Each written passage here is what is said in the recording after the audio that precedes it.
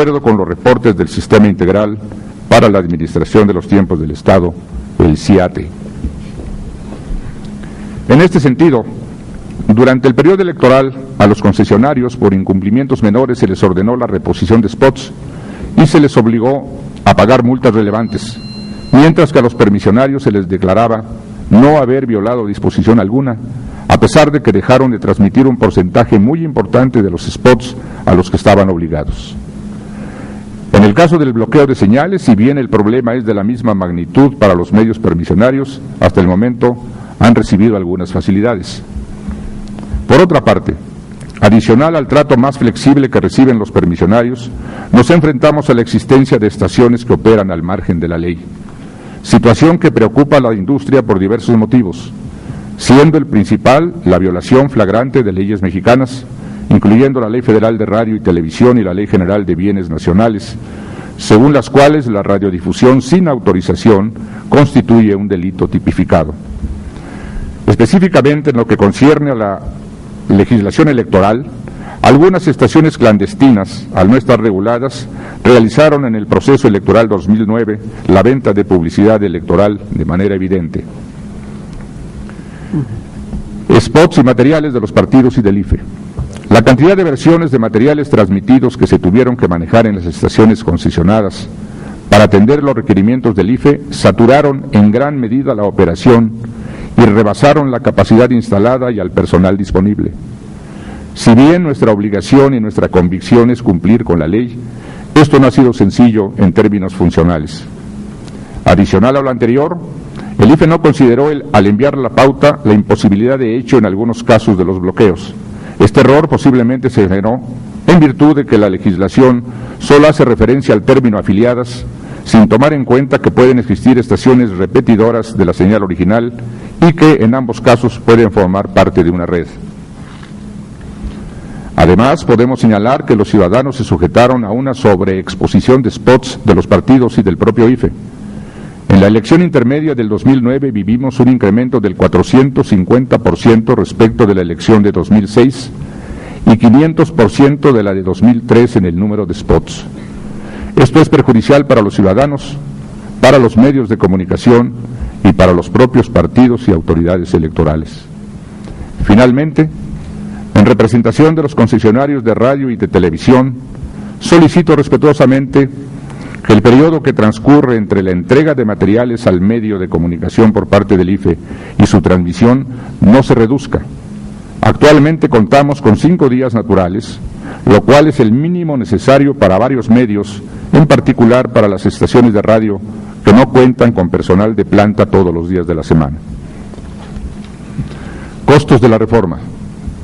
No obstante la discusión de los diversos temas que motivaron a los legisladores y al gobierno federal a impulsar la reforma electoral de 2007, como se pudo apreciar en el desarrollo del presente documento, es al menos cuestionable el logro de uno de los propósitos centrales de la reforma, que era reducir el costo de la democracia. Después de analizar los costos en los que incurrieron las autoridades, es posible afirmar que el argumento de los ahorros sustanciales que la reforma electoral traería a los mexicanos, por el simple hecho de conceder a los partidos el acceso gratuito a los tiempos oficiales para la promoción de sus plataformas electorales, ha quedado en entredicho. En su momento, el Senado estableció que el ahorro estimado para este proceso electoral sería de cerca de 1.973 millones de pesos. Sin embargo, el IFE debió erogar cientos de millones de pesos para poder estar en condiciones de enfrentar los nuevos desafíos que la propia reforma electoral le impuso, sobre todo en materia de monitoreo de los promocionales en radio y televisión. De estos, el IFE destinó la mayor parte a la contratación de una empresa con el objeto de que diseñara e instrumentara el Sistema Integral de Administración de Tiempos del Estado, SIATE, que entre otras funciones tendría la de llevar a cabo el monitoreo de la transmisión de los spots de los partidos políticos y las autoridades electorales.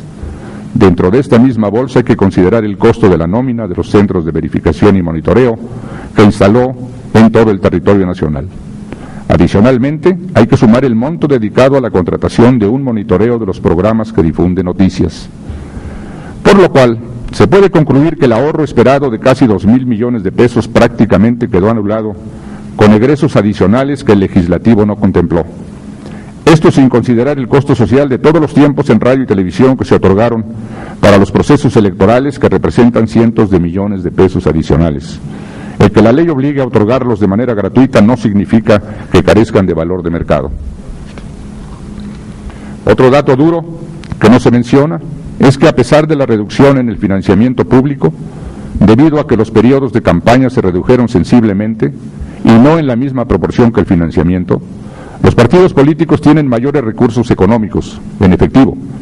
por vía de campaña electoral de lo que han tenido anteriormente. Preocupa que estos recursos sean aquellos de más difícil fiscalización.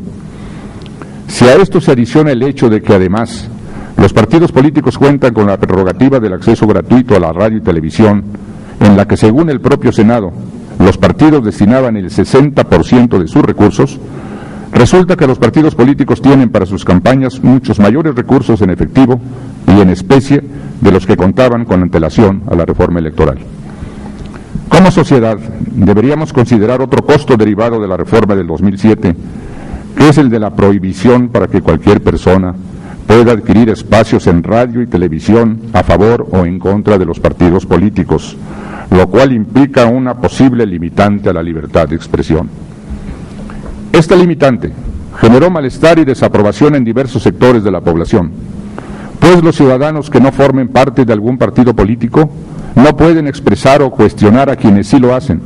con el argumento de que al hacerlo se genera inequidad. En materia política en general y en particular en materia electoral, la libertad de expresión y el derecho a la información no deben ser ajenos a las garantías previstas en la ley, por lo que en las mismas se deben proteger y garantizar su ejercicio eficaz, al ser requisitos indispensables en la construcción de elecciones libres y democráticas. Esta industria considera que se debe tener un balance justo entre la libertad de expresión y la necesidad de imponer límites legales para asegurar a esta garantía, mas no atentar contra ella. Este punto es de gran relevancia para el análisis que se debe efectuar en México sobre las posibles oportunidades de mejorar el actual marco normativo. Independientemente de la necesaria revisión de los actuales procedimientos para hacer eficiente la participación de nuestra industria en sus compromisos derivados de la legislación electoral, es nuestra convicción, y así lo hemos expresado siempre, que la libertad de exponer las ideas haciendo propaganda para que sean conocidas por la audiencia no tiene más limitación que lo previsto en la propia Constitución cuando se refiere a los ataques a la moral, los derechos de tercero, provoque algún delito o perturbe el orden público. El verdadero alcance de la libertad constitucional de expresar las ideas incluye la libertad de utilizar todos los medios disponibles para su difusión, como lo son indiscutiblemente la radio y